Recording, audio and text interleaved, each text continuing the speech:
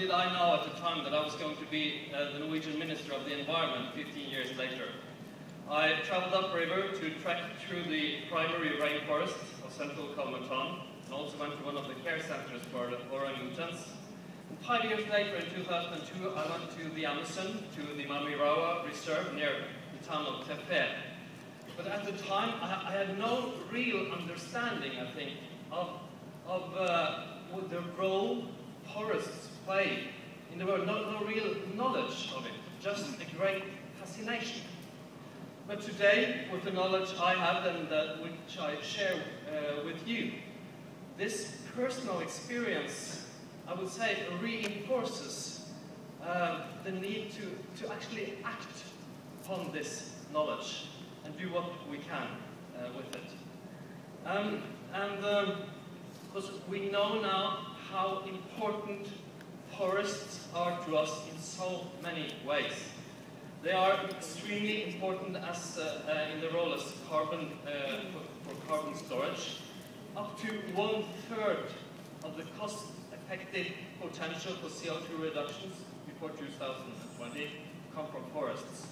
They are important in terms of biodiversity, of course, as many speakers has mentioned before. They affect the Amazon rainforest affects rainfall in southern Brazil and all the way up through the Gulf of Mexico. And the rainforests, they are an important part of our natural capital. And like Mary Robinson said, especially poor people's natural capital around the world. This is much of the background for the REDD+ effort, the Norwegian Climate and Forest Initiative. But there's also a very simple notion underlying REDD+. That is, trees are more worth to us when they are standing up than when they are cut down.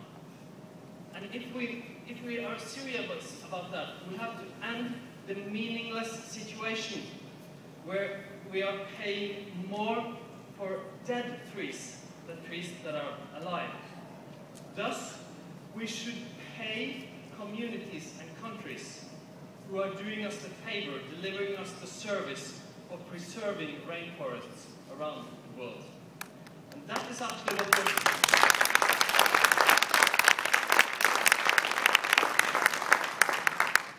what we are trying to do with REDD+.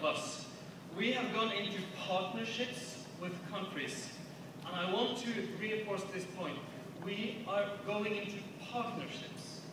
We are paying for results to our partners. We, the Norwegians and other the governments we are working with, the NGOs like Jane's NGO and so on, are putting things at stake. But who are really putting a lot at stake are the leaders and the people in the countries that we are working with. This will give you a few examples. Brazil's impressive results on reduced deforestation during the last 8 to 10 years is extremely impressive. Their reduction of CO2 emissions because of reduced deforestation amounts to something like 15 to 20% of all